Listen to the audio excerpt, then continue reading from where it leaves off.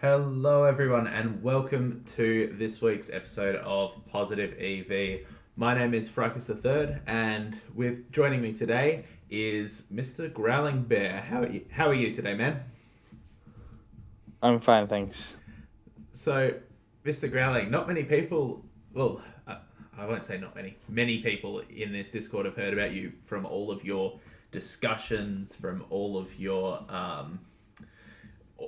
advice and input that you publish throughout both this server and on Reddit.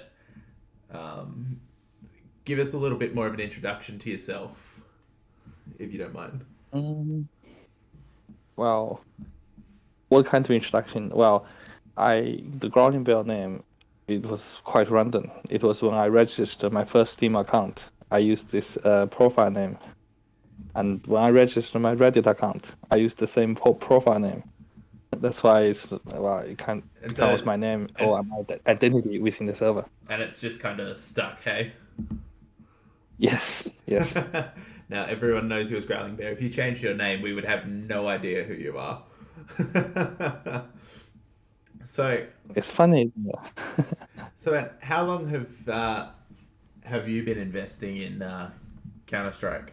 Oh, and then how long have you been involved with the community surrounding it?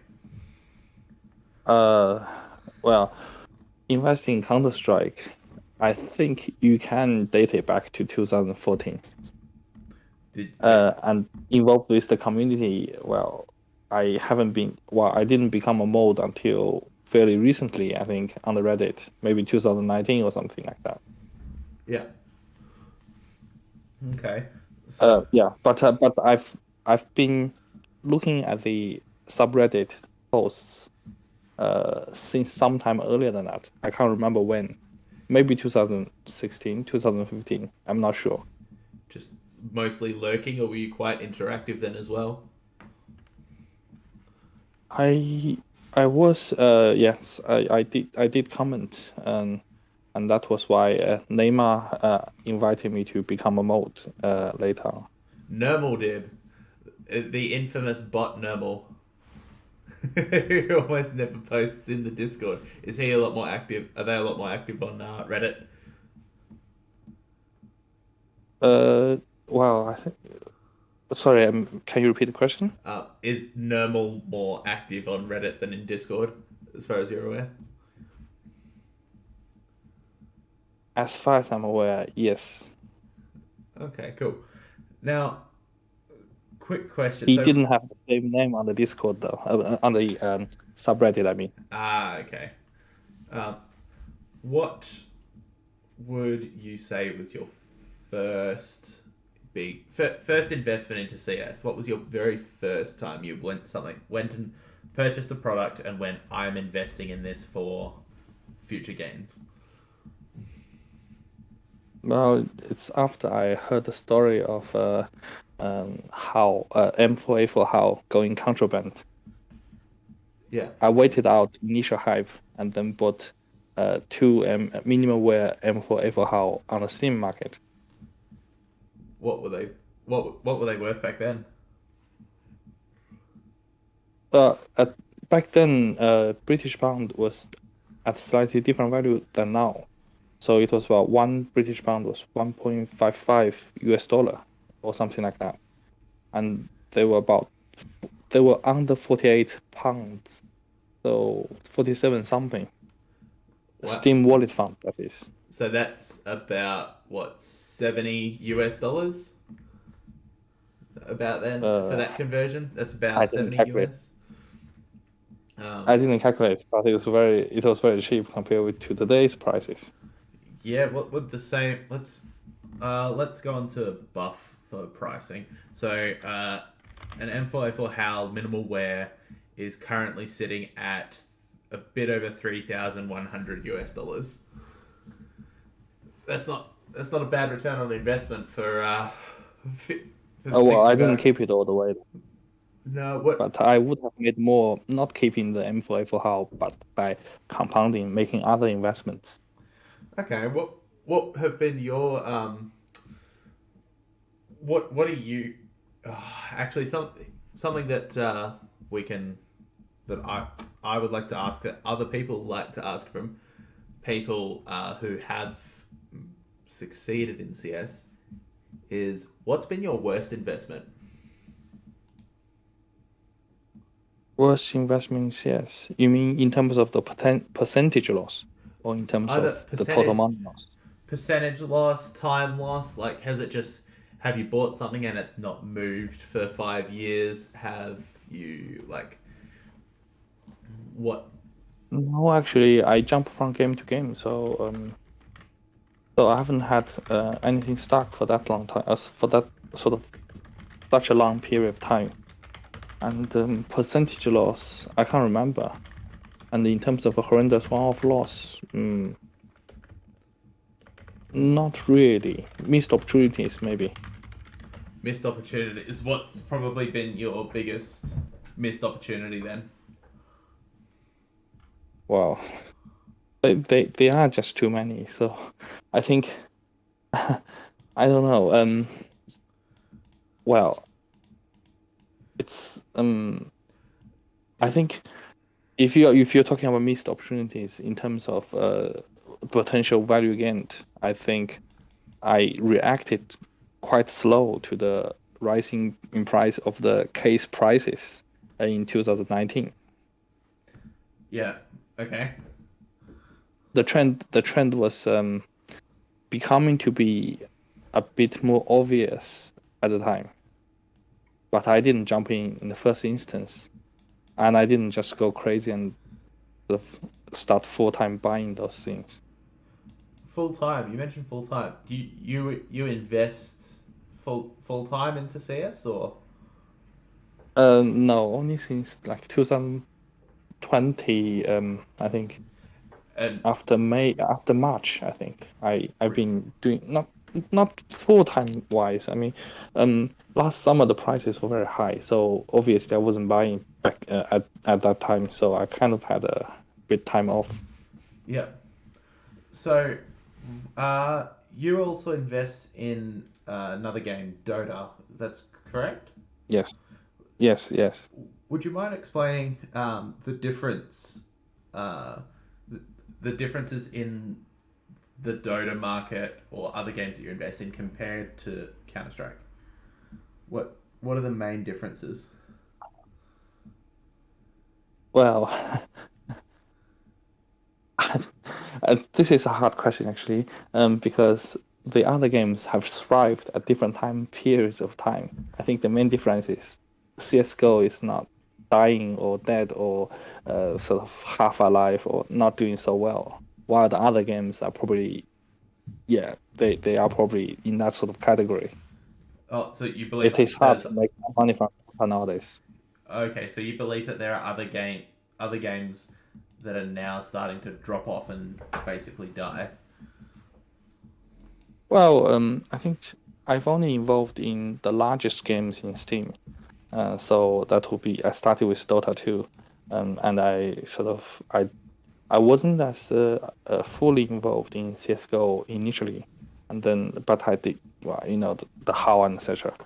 Uh, but I did sort of commit fully into PUBG in that 2017 to 2018 era, Okay, so that's like and that's right at how the start of PUBG. Hey, yes. And these are the three games. These are the only three Steam games I've involved in investing in. okay, so that Dota. They were the top three at some point of time. Okay, so PUBG, Dota, and CS have been your main the main three games that have led to where you are today. Yes, yes. Well, if you want me to briefly introduce how I got started, or maybe Yes, sort please. of when I was fully committing to CS:GO, that was more like the 2019, 2020 era. Yeah, I'd love to hear. I'm sure everyone else would love to hear how you started and what made you make the decision to go full time and hardcore into investing in into each game. Um, no, I never decided to go like full time hardcore. Maybe apart from PUBG did take a bit of my time initially for the first few months. Um, but CS:GO, yes, it was only after I saw the opportunities in CS:GO in 2019 that in 2020 I decided that I want to spend sort of full time on that, and before I move on to a job. But when I started, it was quite an accident. Unlike previous guests like Ducky or Roadrunner, I think Ducky started with RuneScape, didn't he? Yeah, I And believe then that was on a Roadrunner, previous yeah, episode. Yeah, he started yes, with RuneScape. yeah, he already made thousands of dollars from RuneScape, and before kind of coming into the Steam market, I think he started in the Steam market roughly in 2014 too, if I remembered correctly. And Roadrunner sort of had the TF2 Team Fortress 2 trading background. Yeah. I think Steam market, according to them, only started in December 2012. Was it? Mm-hmm. Okay. Yeah. That, wow.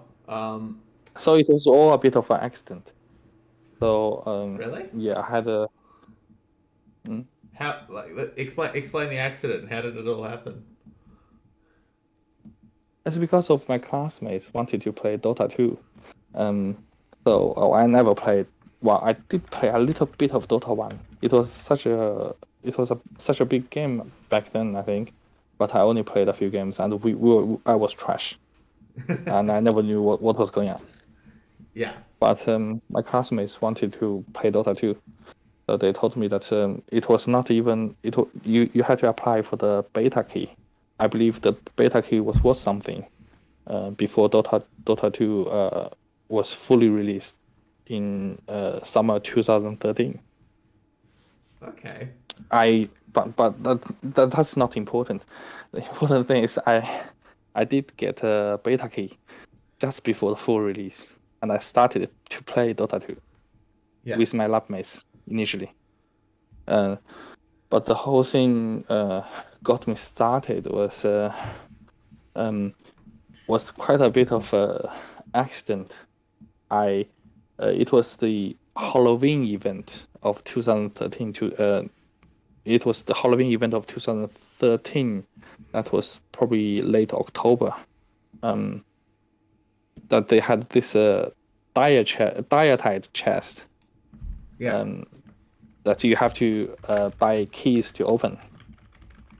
And unlike many other chests, back then, Dota 2 and CS:GO had similar systems. You had treasures, and you had a key to unlock the treasures. And some of the treasures were limited time treasures, and many famous items came from some of those cases. Yeah. Like the Dragon Claw hook that was from a summer 2012 event. And I only topped up the minimum required amount in well, it was £4 on the Steam market. I tried my luck to unbox two treasures of the Diatite 2013. Yeah. Of course, I didn't get anything good. I don't think anybody ever really does. Just two. Also, just two chests that would have been very lucky to Yeah. get something. Well, to be honest, there was nothing that great from that chest. That it was more like when you have a successful chess well like those Dragon Claw hook thing. So and then people start to sort of pay more attention to those limited time treasures because those treasures would expire, unlike the CS:GO cases. The Okay. limited time treasures would expire after the event, Oh. so you had a limited time to open them. Okay. And But that's not the main point, though. The main point is I accidentally unlocked the Steam community market. I didn't realize that was a requirement you to top up. accidentally unlocked the Steam community market. Yes. That seems like something people do on purpose these days. Uh, and so just I didn't know what was going on. I had no clue. I no was perfectly idea. happy without things. And you just sort of dived in, hey? Yes, I realized that in my inventory there were items that there was something, because back then in Dota, you get random drops. I think you earn experience after playing games, so you get random drops after those games, Yep. and sometimes you get a common item, sometimes you get a rare item, but then the items were still worth something back then. So I found after I magically unlocked the Steam market. So, sometime in November 2013ish, that some of my items can be worth something, and all look like they all look indifferent to me. I sold them all, and I got a few pounds of Steam wallet fund. Ooh. And you sort of So got yeah, addicted to making money off of that, hey? mm, well, I didn't get straight into doing that. It was first I was like anybody else, grinding the games. Like I think after it was the first year of Dota 2's official release. There were many events. There was the Halloween event. There was the Christmas event, and there was the Chinese New Year event. Yeah. So wasn't very different. It was Christmas, had time. It was a rating. It was like a horde mode, defending against waves of creeps. Sort of creeps or mega boss, and it was called Race King. So if I had known to be investing back then, I would be sort of investing in the drops like people try to farm. Okay. Yeah. Instead, I was so the yeah so I was basically grinding those, and you could have but let's forget about that. Let's fast forward to how I got really started wanting to invest Yeah. as a game. So that was the Chinese New Year event. Uh, so it was similar sort of grind. So you buy a sort of you buy a token that allow you to increase the amount of certain token you get. So like boosters. The boosters was costing something like maybe $1, and then uh, in the Chinese New Year event, you just pay you just play games, and then with the booster you earn those tokens very fast. There are two tokens. One Yeah. token you can get a sort of a keyless treasure, so you don't need a key to unlock a box. I Wow. still remember it was a new bloom harvest.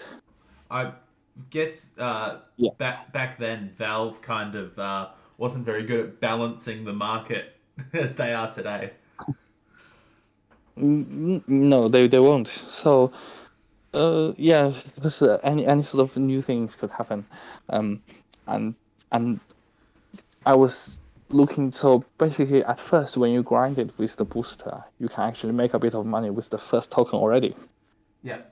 So it was any grind, and there was a second token. Nobody knew what was going on, and then suddenly we had to defeat this or do damage to this mega boss called the Year Beast.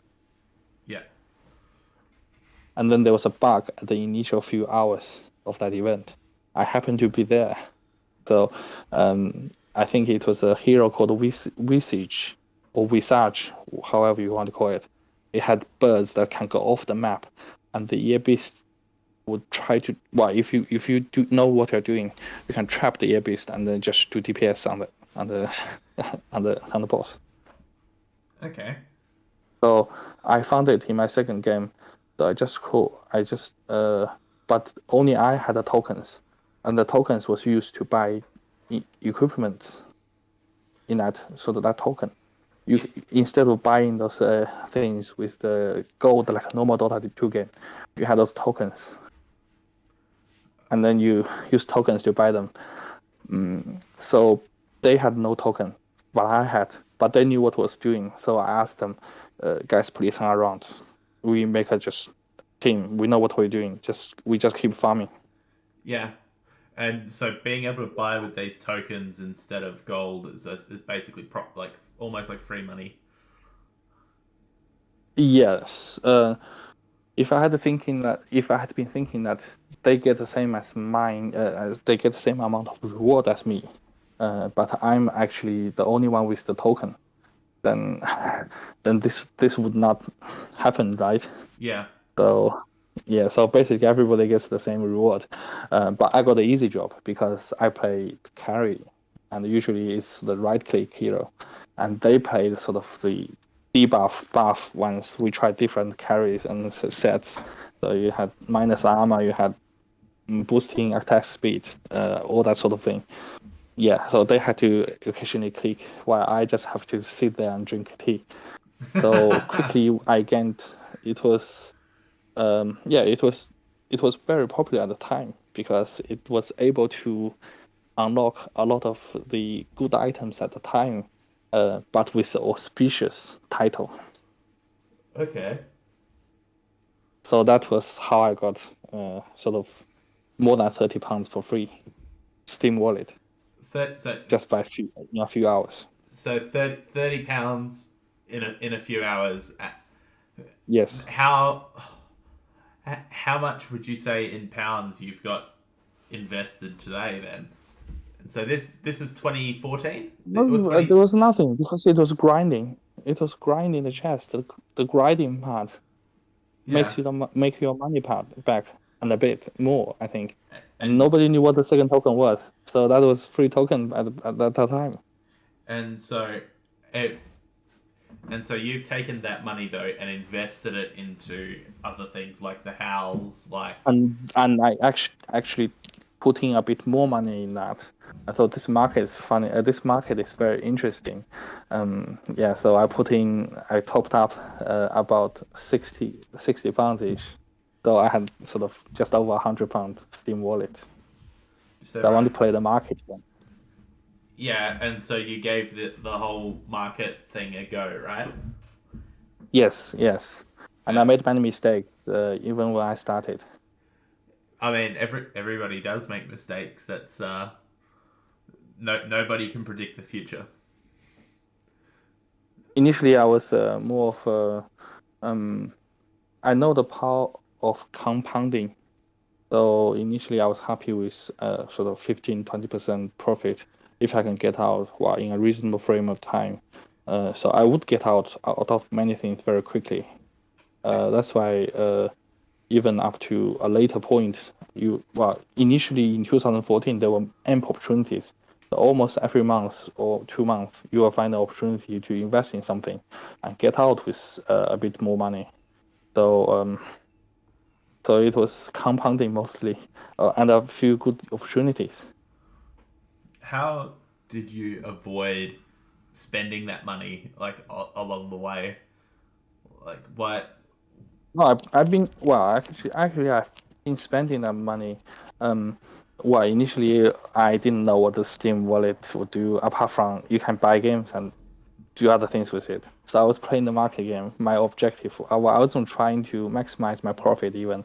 I was just to game. I was trying to game it, and then realized that people do want stuff with it. My classmates, I bought sort of the Dota 2 Companion. It was the Battle Pass. Well, Yeah. it was renamed the Battle Pass later on, the TI Battle Pass. It was called the Companion back then, and I was buying games for friends. So even in 2014, I didn't have a lot of money. I did that. 2015, 2016, yeah. But gradually, I did less of that because most people gave up playing Dota 2. Wow. So, I've got a couple of questions before we move on to Mm, further into your history. Um, mm. Cooch is asking, what's the worst thing that people are investing in CS:GO today? Well, people are investing in all sorts of things. How do we know what is the worst thing? It could be very random, very tricky. Yeah, absolutely, I agree. Because nobody can predict the future. Nobody can. maybe maybe when people see, well, sometimes we see a price jump of things that we know will come back down, and people buy into that. They have their reasons. I don't know, but sometimes we are certain it will come back down. Like Yeah. a team go disappoint, and the sticker just jump 2 times, and you know it's going to come back down in a short space of time. Yeah. For long term, I have some growth. Okay. Um, Now another question I've got. Paul has asked, what's the best sticker in CS:GO, and why is it the unicorn hollow sticker? Uh, What's your favorite well, I sticker? I don't know. I wasn't that into. For me, it was all tokens that I can sort of use to maybe, well, it's a long only market. If you buy it cheap and then sell it for more money, then you make a profit. Yeah. So Mm, I don't know, because those high end.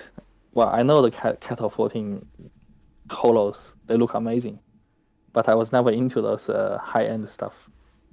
speaking speaking of Cato 14, uh, what's your opinion about the current prices of Cato 14s, and how real are these prices, and how much of it's more manipulation by the Chinese market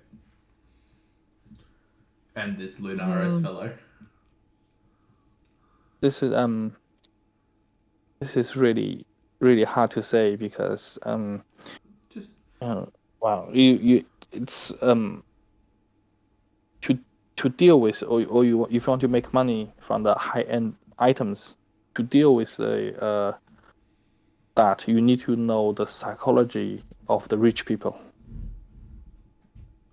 You need okay. to know why they are buying things and why they are able to do, why they want to spend the money the way they are. So um think like a rich well, it is a person. consumable. Yeah, it is a consumable, and the more you put slam on guns, the less the supply is. And some streamers use up the supply too. Um, yeah, it's almost like, well, I think famous ones, Prodigy and Sparkles. Yeah. They buy capsules to open. They buy Cattle 14 capsules to open. They buy uh they buy those stickers to stick on their gun, and then it was good promotion for themselves, so that you always remember that this is the guy that opens a lot of Cattle 14 stickers, Yeah. They or this is the guy that applies the Cattle stickers onto the gun. they're spending money to make money. Yeah, yeah, that's different with the streaming world. I think if you're talking about well, I think in the Discord channel, not long ago, somebody posted a video and I saw it. It was on Bilibili. Um, it was a audio, it was a video made in the end of 2018, Yeah. and I think that was already a streamer talking about a rich dude who was who actually did a lot of the cattle folding craft.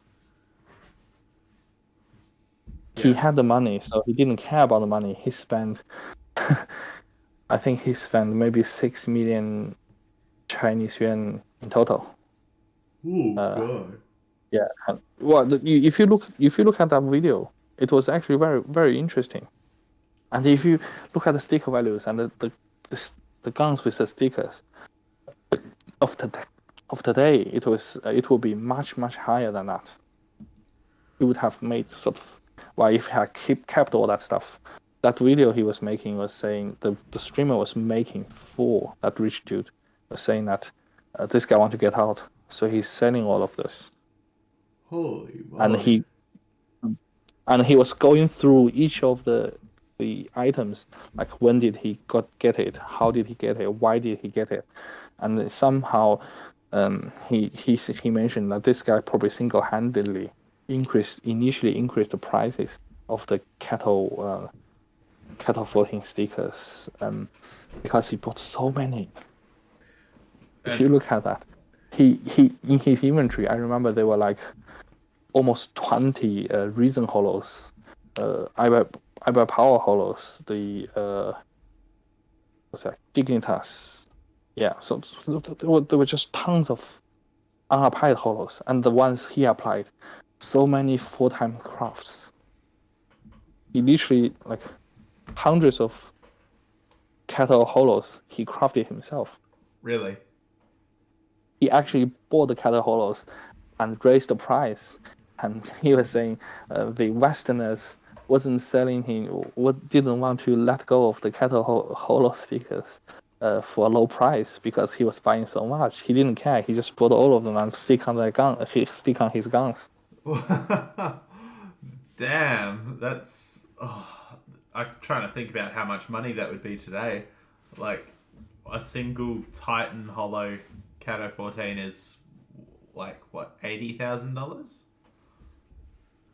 He didn't have 20 Titan. I think he had a particular taste.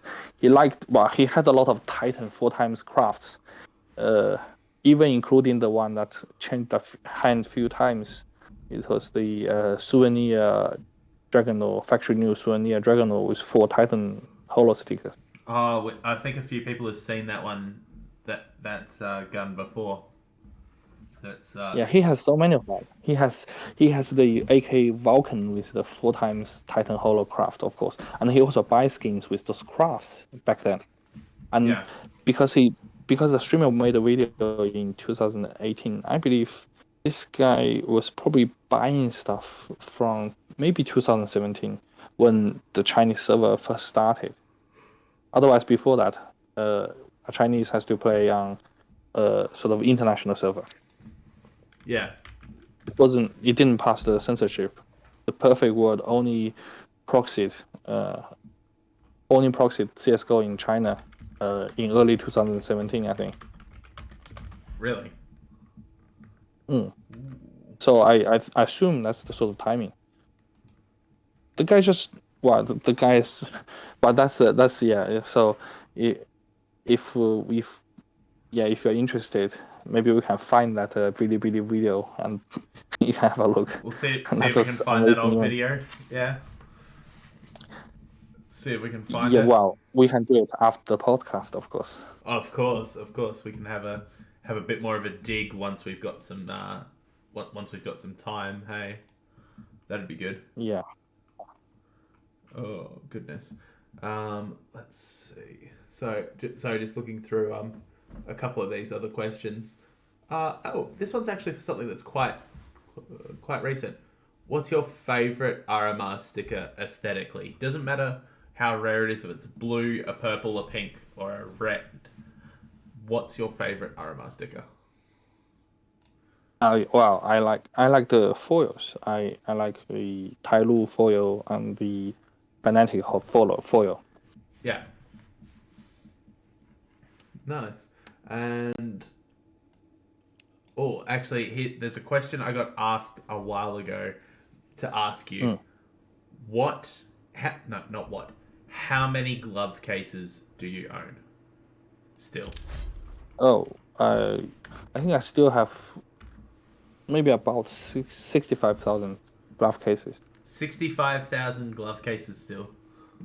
Wow, I thought that Yes. number was going to be much lower. I thought you would have had maybe 6,000, but not 65,000 glove cases.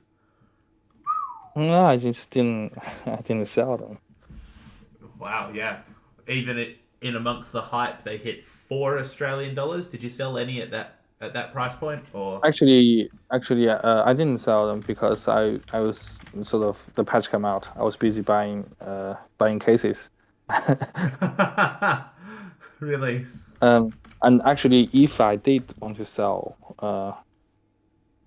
if you look at the trade, the sort of the transaction volume during those days, during the time when it was more than £2 or even something like that, or $3 or so. If I tried very hard, I wouldn't be able to sell more than 2,000. Really? Yeah, definitely.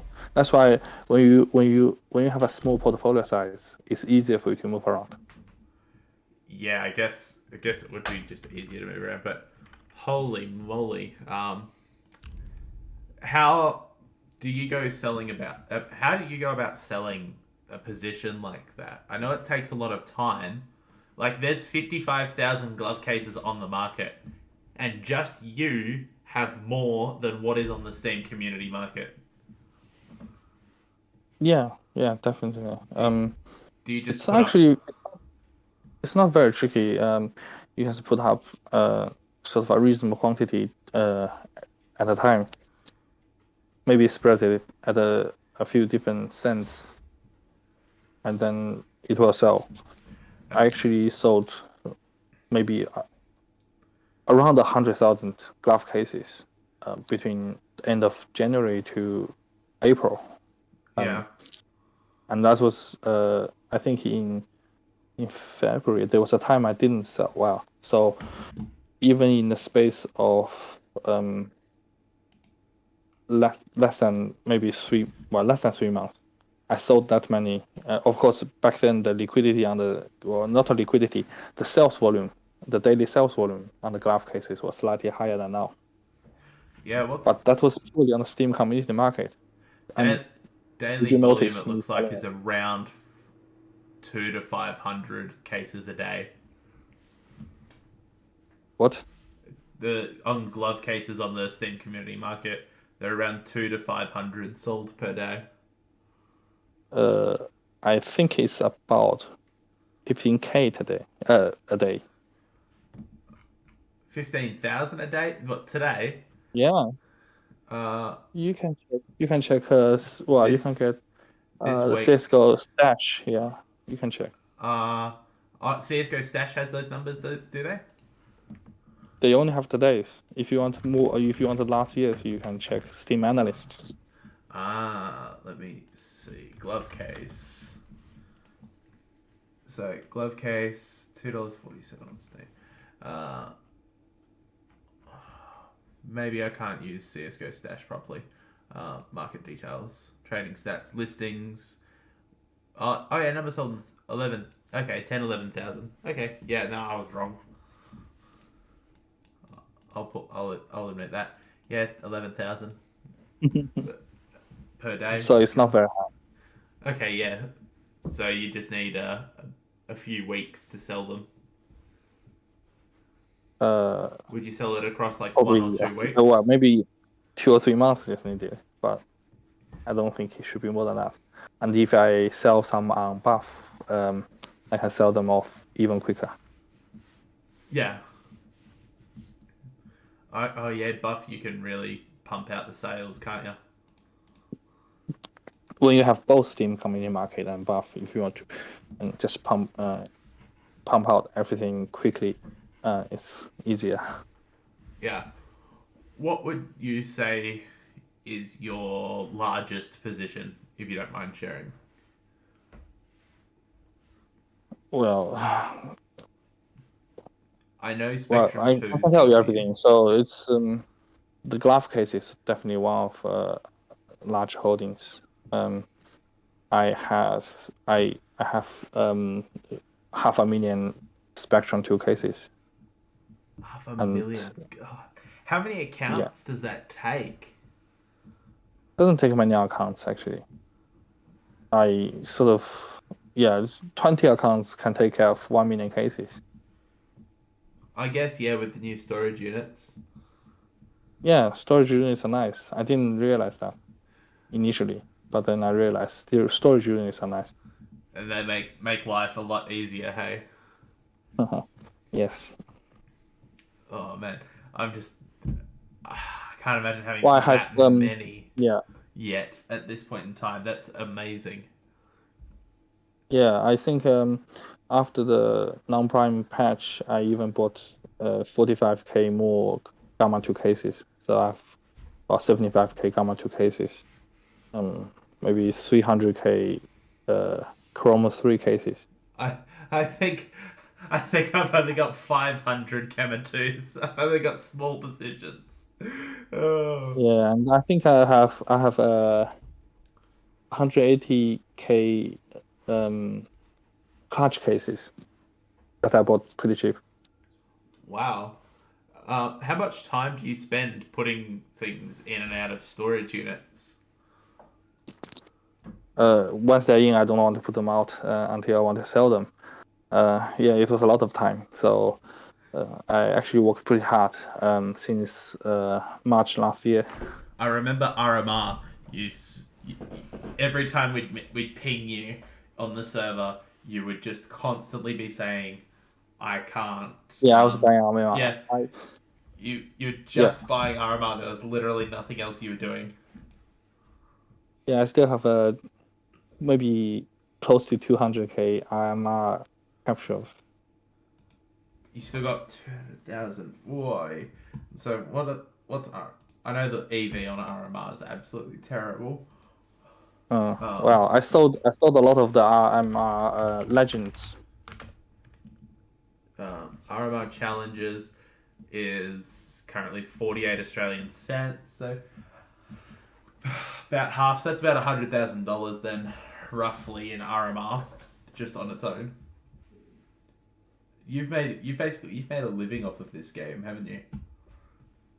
Not yet until I can sort of ham it home and dry some years down the line, cash out everything. Your plan is a few years down the line to cash it all out, hey? Well, I could probably keep investing, but I doubt I will be able to. Well, but depends on what price of that is a few years down the line. And yeah, there are many things we can discuss in this podcast.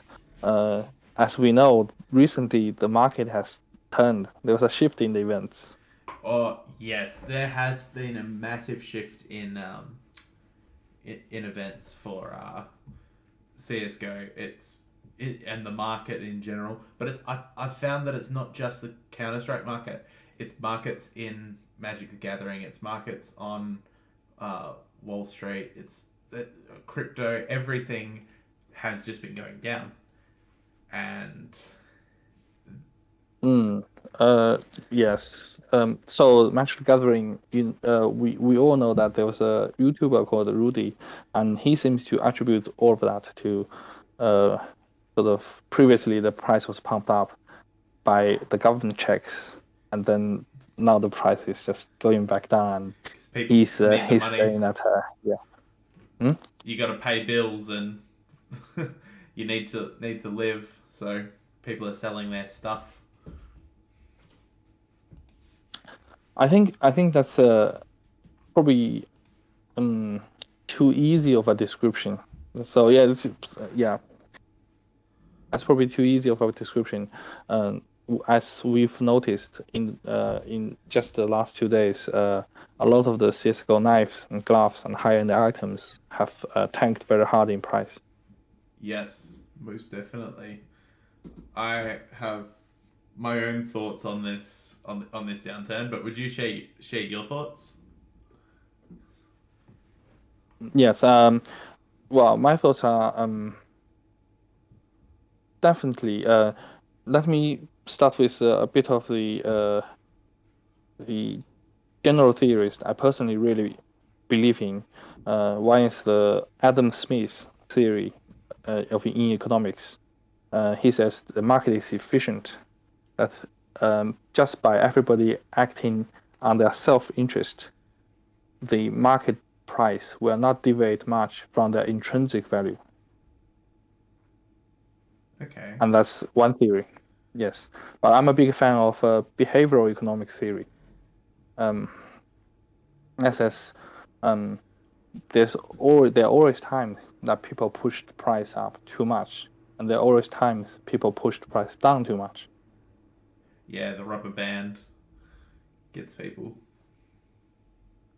And one of the interesting experiments by the behavioral economics is if they set up an experiment, and you can think of Steam community market or any game market like the CS:GO or Dota 2 market as a more realistic and a giant version of this experiment. So usually it's set up with a few PhD students, maybe 10, 20 PhD students, and they were given some virtual things. They were given virtual credit, saying you have this much of virtual dollars, and you have this much of a commodity. That's Yeah. virtual too. And you have 8 hours. In 8 hours, those commodity, the price will go to zero.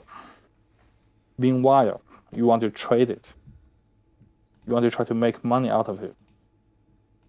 Yeah. And within the 8 hours, every time it creates a bubble, and the bubble will go down. It will burst before the end of time, because at the end of time, everything will be in zero value. Yeah. Everything evens out eventually. Um. So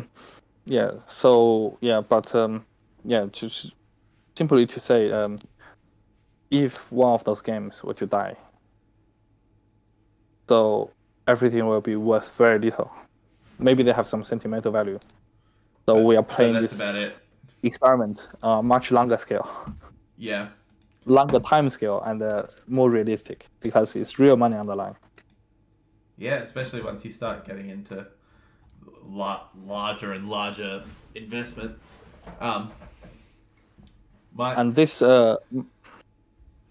market tanking, I think, I think definitely due to the price was pushed up too much, too quickly initially, and actually since 2019, the Chinese and maybe the other parts of the world have this feeling that the price only go up when it goes down. It's only sometimes a small, for most items, it's a sort of a small and temporary sort of receipts, and then it goes up even further again. Okay. So the high end skins are viewed as only going up, or very sort of very solid investments. Yeah. I I do see them at. Mm. I do see So high end skins as safer, not good investments, but just safer it investments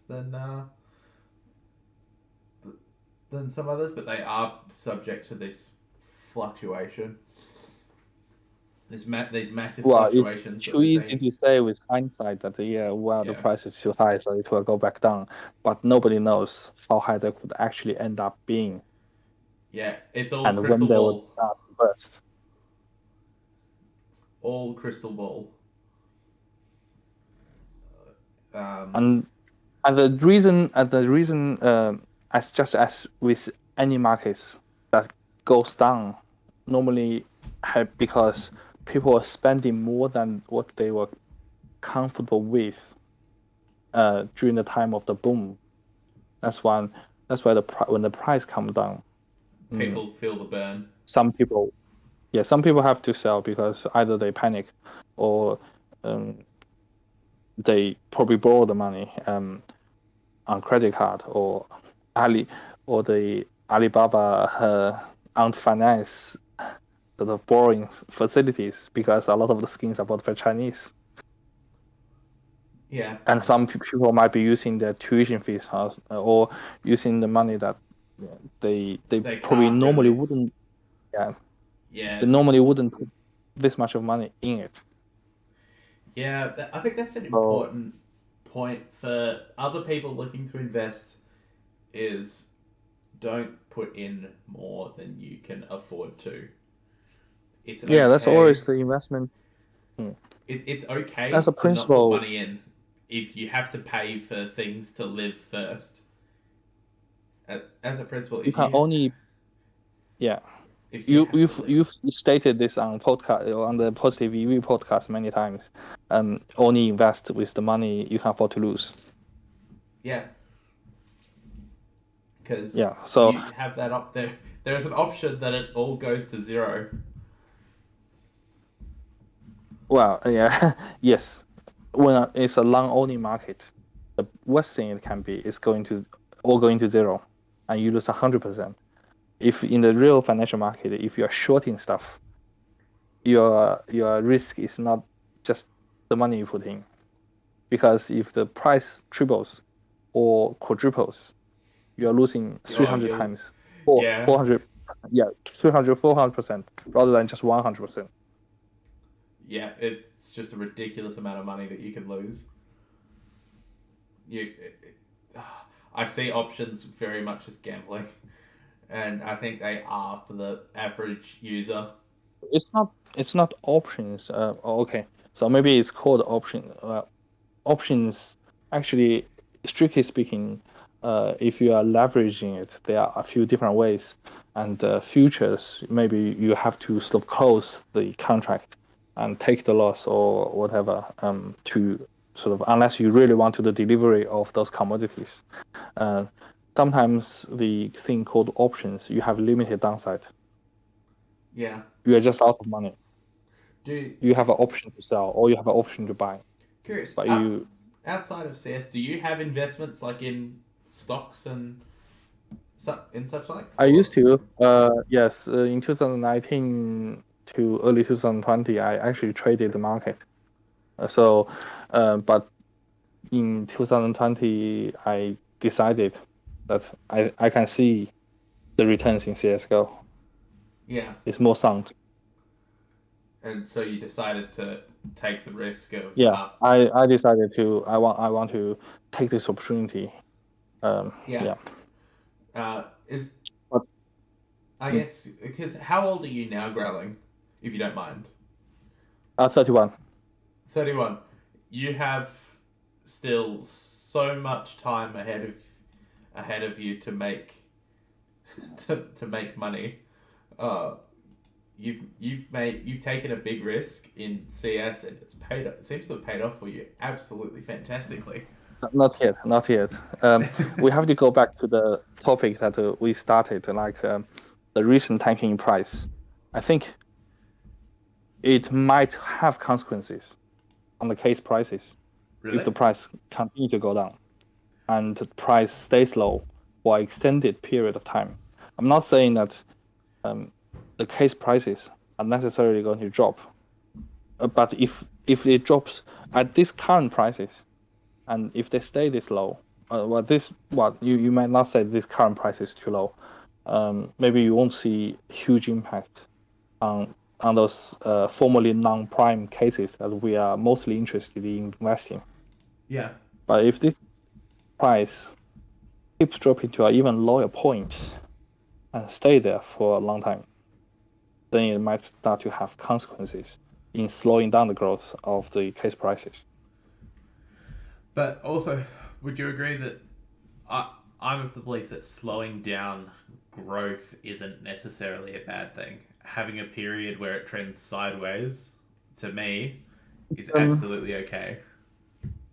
well, I think absolutely the cases should be as cheap as they are, and then people consume them without second thoughts.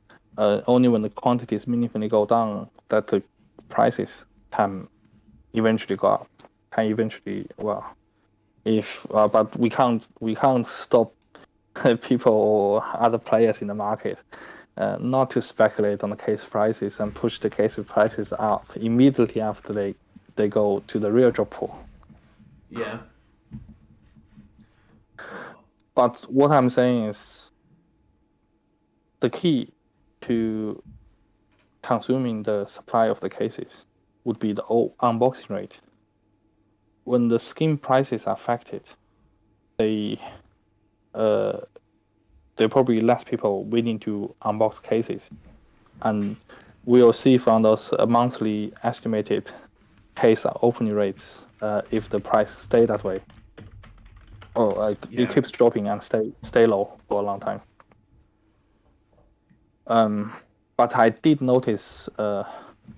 that I did notice some evidence that at least some of the Chinese people are actively trying to force the price down.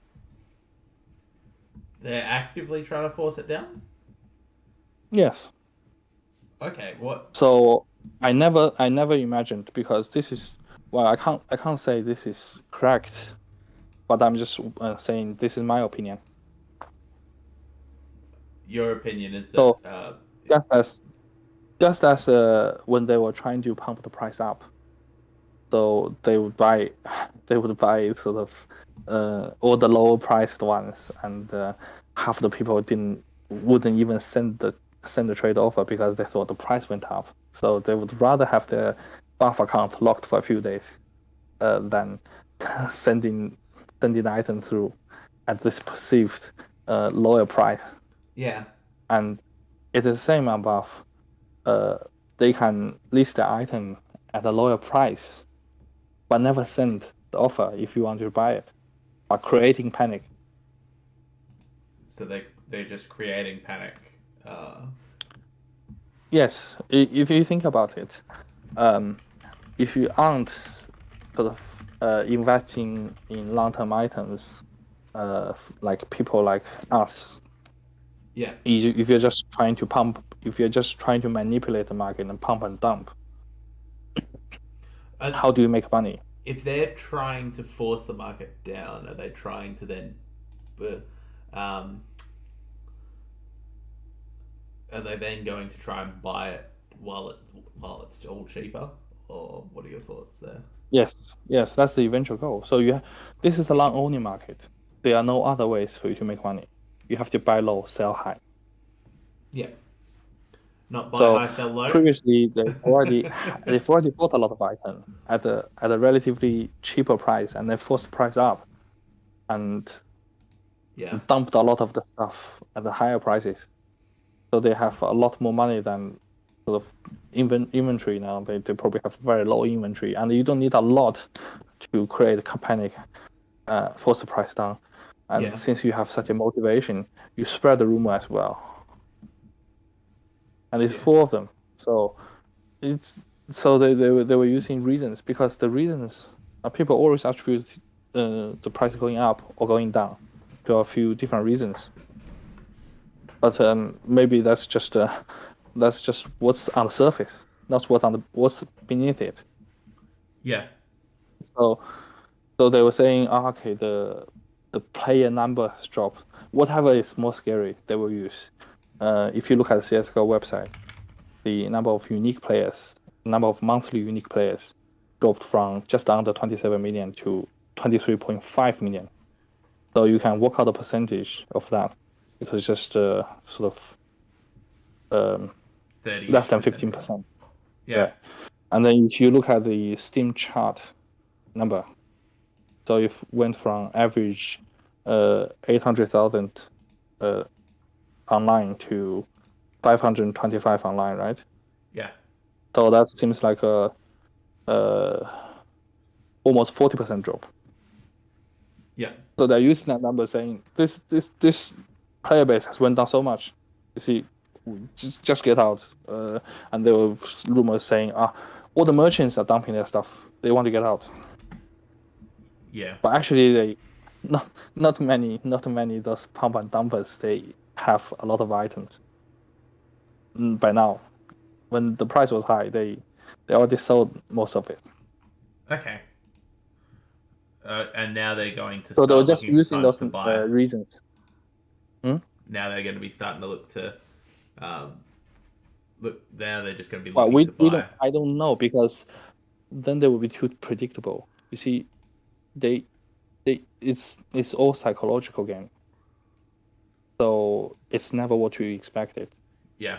Think about it. If you know the price is going to be bottom down at this sort of prices, and then you know that they will push it to this price, what would you do? You would try to sell near where they push it to, right? Yeah. I'm. So it's not it's not us who decide the price. It's these people. They earn their living specifically from those sort of things. They might have manipulated other things before, so Yeah. they know the psychology of this. So you can imagine, um, they will probably even push down the price further or repeatedly push the price down, up and down around this region. Yeah, or even push it further to create more panic, and then they try to buy a buy a certain amount of the stock for later to sell at a higher price eventually. Well, maybe none of this is happening. Maybe this is what Genshin work. But I think because I saw evidence of people trying to actively create panic and trying to push down the price, I never thought they would be so daring. They would be like they would go to this sort of distance. Yeah. Oh, wow. So for them, it's because the price they make money from the fluctuations in price. So imagine next time if they were to pump, they wouldn't pump it all the way like this time. They will probably pump it to sort of maybe pump it up 20%, 30%, and then have a small drop. And then you sort of like from the last experience, you thought this was the top. Let us escape the top.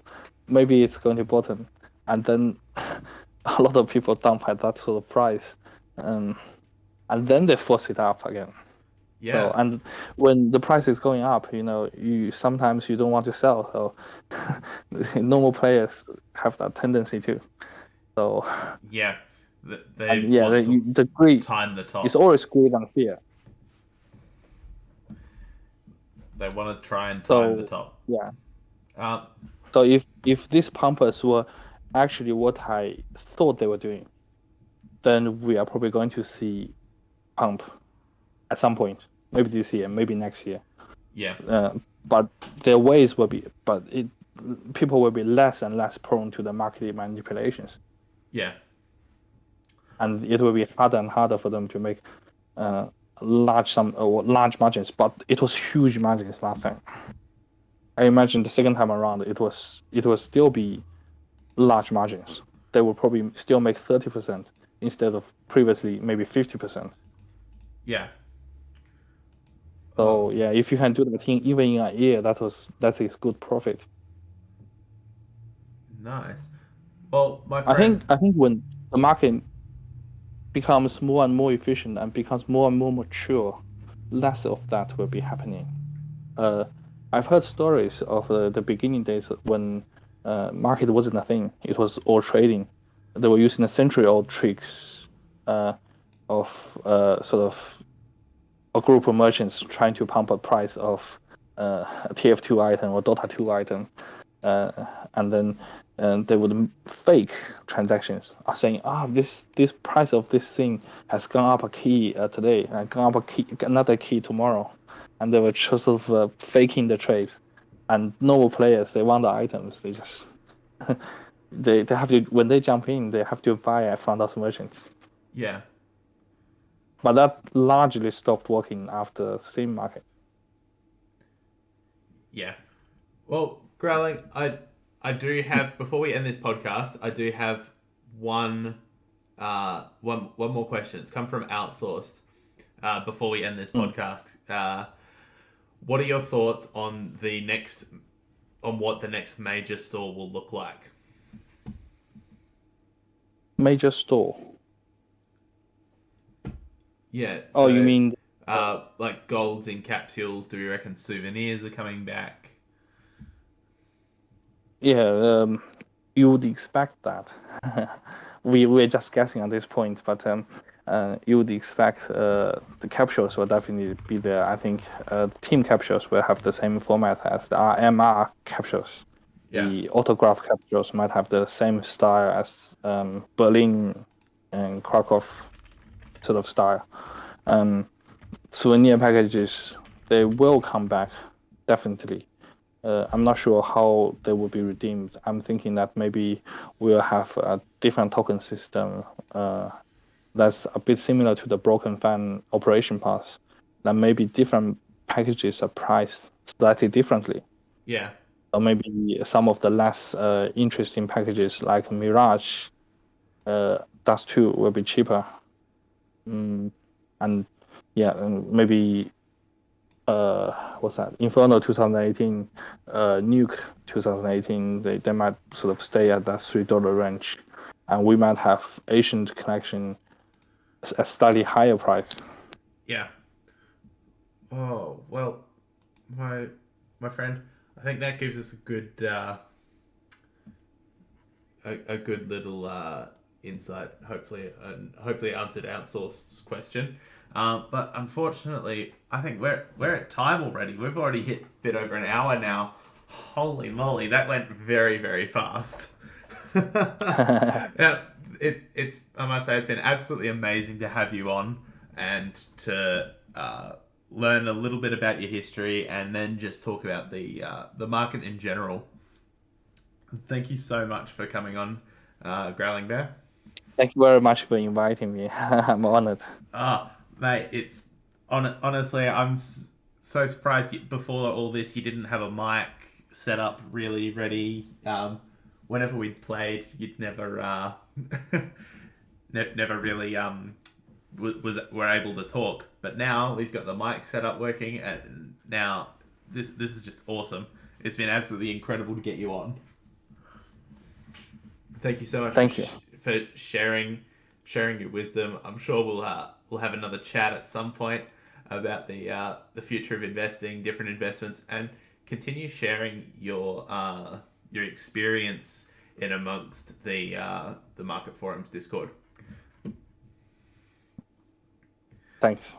Well, thank you so much, my friend, and we're going to end this episode of Positive EV right here. If you're watching this on YouTube, come join the Discord to come and listen live with our next guests. I've yet to organise which guest will be appearing next week. Chuck us a like, leave a comment. It's all good for the YouTube algorithm. Subscribe if you have yet to do so. Thank you all very, very much for coming and listening in, and we'll see you next time. Bye, guys.